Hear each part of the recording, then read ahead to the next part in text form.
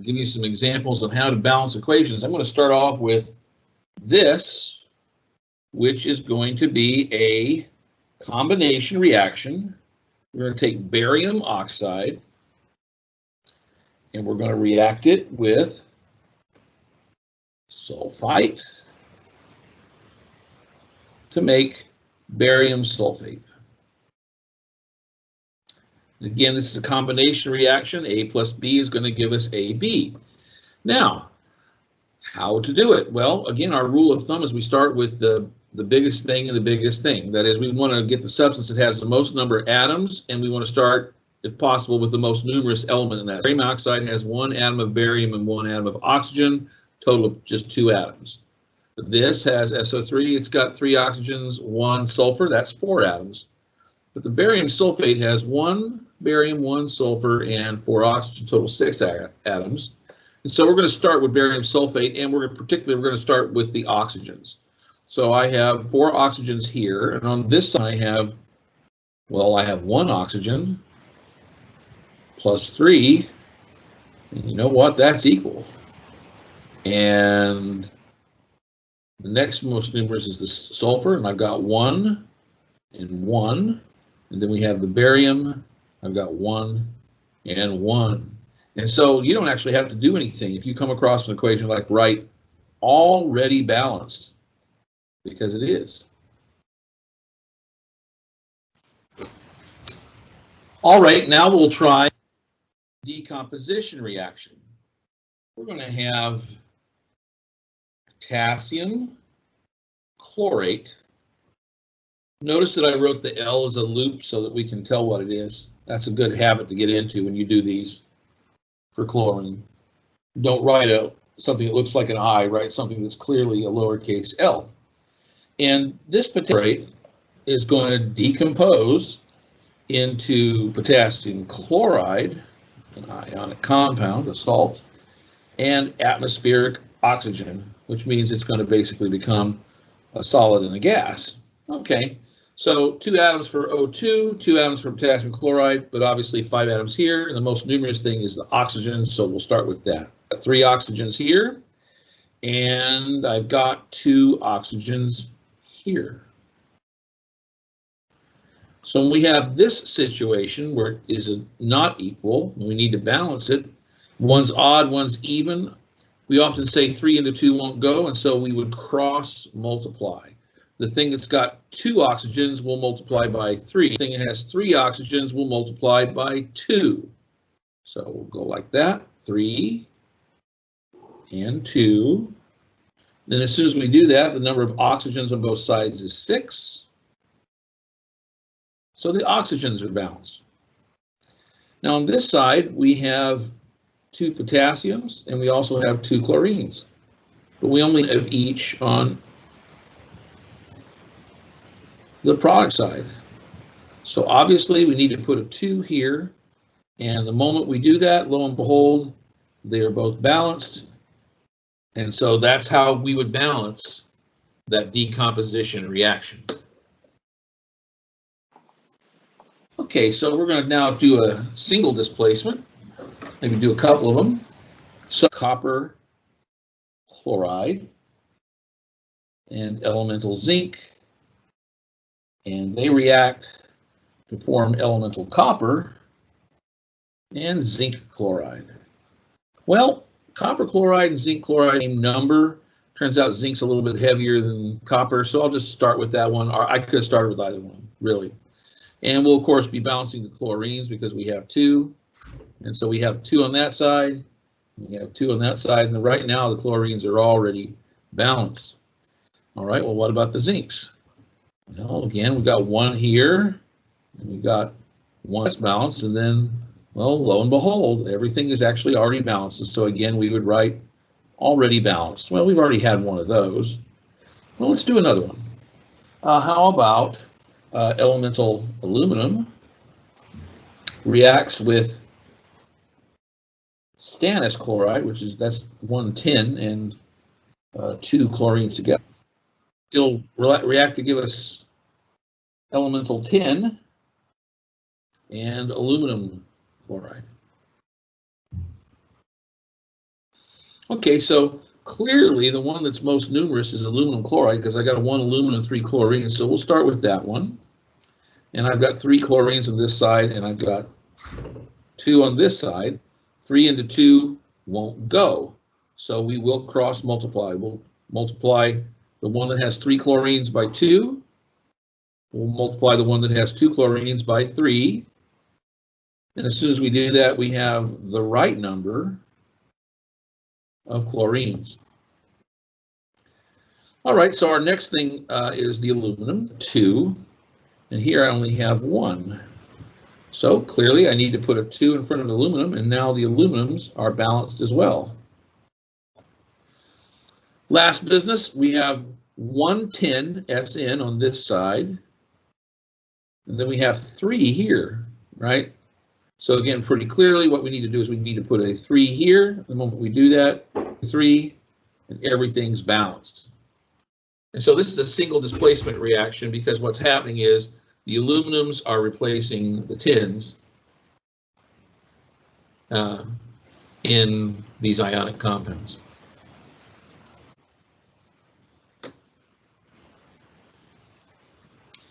All right, now let's try a double displacement reaction. Double displacement. We're going to have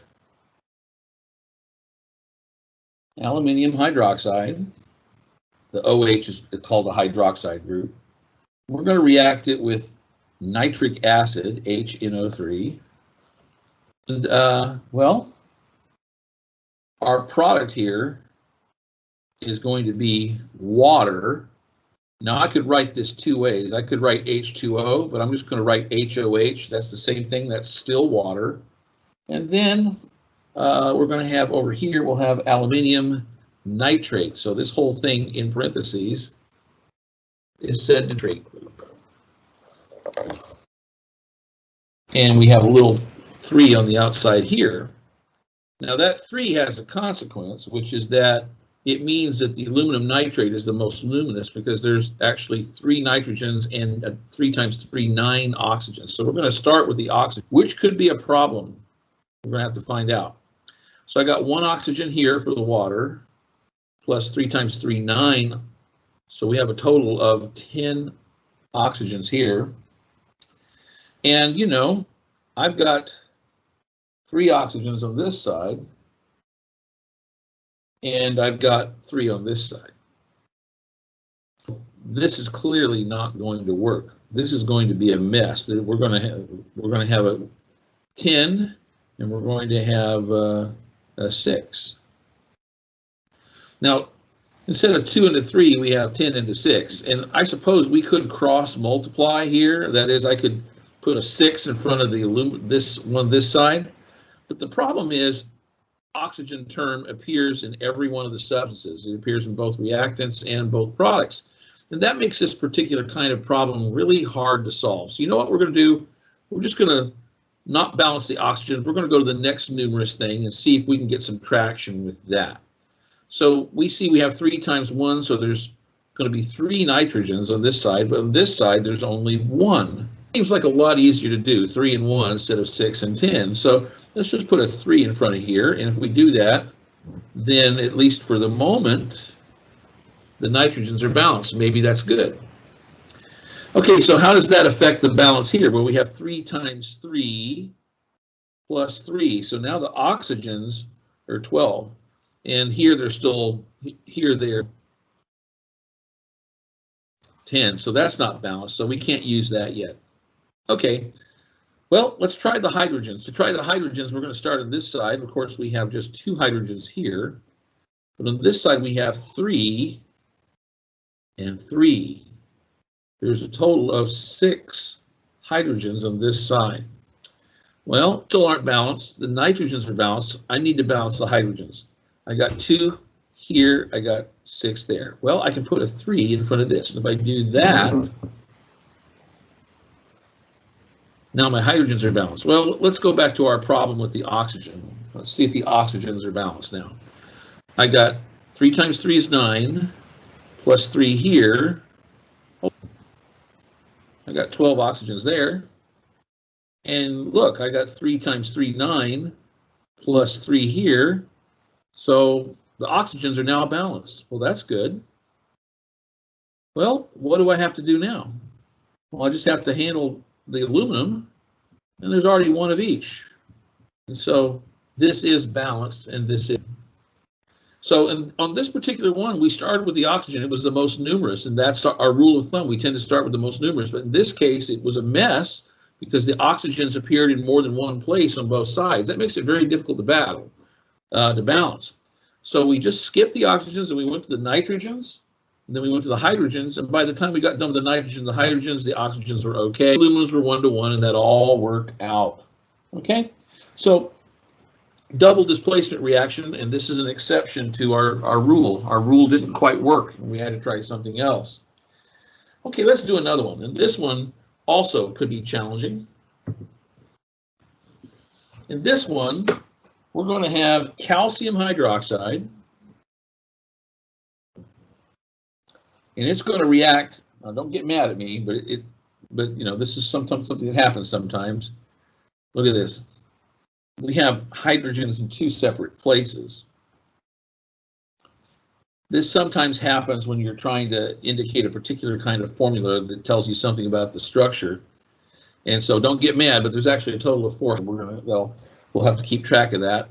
And then the products would be water, and then we have this calcium acetate, C2, H3, O2, and then 2. Kind of messy. Okay, so how to proceed here? Well, this is clearly the most numerous thing, and the most numerous thing in here will be on this side, but the hydrogens are widely distributed again. There's a hydrogen in each term. So let's go ahead and figure out how many of each we have, but chances are, since there's a hydrogen in each term, that's just our bookkeeping. So I got 3 times 2, 6 plus 2. So for right now, probably going to change. We have 8 hydrogens on this side, and here we have 2 plus 1 plus 3, so there's a total of 6. But this is too messy to balance because the hydrogens appear in too many different places. So let's try the next thing, which would be oxygen. So I have, and this one's also distributed. Oh, that's a problem. 2 times 2 is 4, plus 1 is 5. And then over here we have 2 times 1 is 2, plus 2. So the oxygens are 5 and 4 respectively. They're not balanced. So let's try something else. How about carbon? Well, carbon only appears on one place on both sides. So I've got 2 times 2, I got 4 carbons there. And here I just have 2 carbons. Okay, so that's a clue right there. 4 here and 2 here. So I definitely need at least 4 carbons. I have to double this one. Okay, so the moment I do that, all the 4 carbons are balanced. Yay. But that upsets the balance everywhere else. So instead of having 6 hydrogens, 2 plus 4, I've got 2 plus 8. And there's 10 hydrogens here. 10 and 8. Well, I've got my carbons balanced, and I want to balance my hydrogens now. And I know I've got a 2 here. So what could I do on this side to add more in the way of hydrogen? Yeah.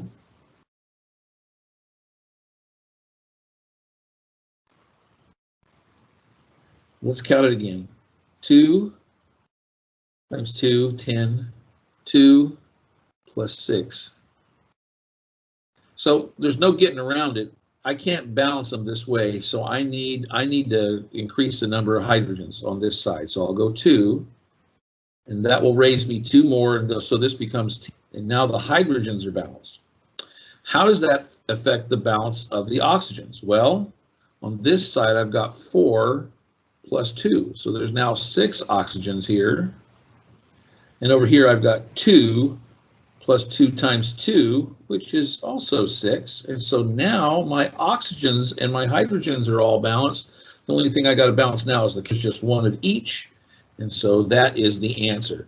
But again, we started out And we started with the largest thing, which is the hydrogens, but we couldn't get them to balance. And the hydrogens were found in every distribution, so es no bueno. That's kind of hard to do. And then we tried the oxygens. Well, the oxygens were also widely distributed, also hard to balance. The carbon, there's only one group of carbons for the products and one group of carbons for the reactants. We balanced that, and that was the clue on how to balance the hydrogens and the oxygens, and then everything else took care of itself. Okay, let's do just one more. This time we've done a composition, decomposition, combination, synthesis, single, and let's go ahead and try our hands at a combustion reaction. So we'll go C2 H6, and that'll be ethane. And as is the case in most combustion reactions, we react a carbon-containing compound with oxygen. Products are going to be carbon dioxide and water.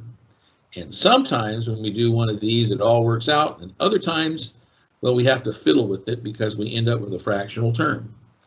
And combustion reactions are important to practice anyway because combustion reactions are an important part of chemistry in the modern world. They're concerned with fossil fuels and a whole bunch of other things, including reactions that are implicated in global climate change. So we want to know about that. Well, clearly, the most numerous thing and the biggest thing is the 6 hydrogens in this hydrocarbon, which is ethane. So we have 6 hydrogens. But on this side, we only have 2. So we're going to multiply it by 3, and now the number of hydrogens is equal. Coming thing, we have 2 carbons on this side. We only have 1 here, so clearly we have to add 2 carbons, and so now we go like that, and both the hydrogens and carbons are balanced. Now, that leaves us with the oxygens. Well, we have 2 oxygens here, and we have 2 times 2, 4, plus 3 times 1, 3, 7 oxygens. So here, clearly, the oxygens and this is an inequality. They're not balanced, and they're not close. And one's odd and one's even. So when we have this situation where we have odd and even, we often will use a fraction temporarily to try to balance it. Now, the reason this can sort of work, it sort of looks like it works because this is 7/2 O2. O2 contains 2, so the 2 cancels out. So now there's actually 7 oxygens on both sides. 7/2 O2 equals 4 plus 3 O, 7 O, 7 oxygens. That sounds all good.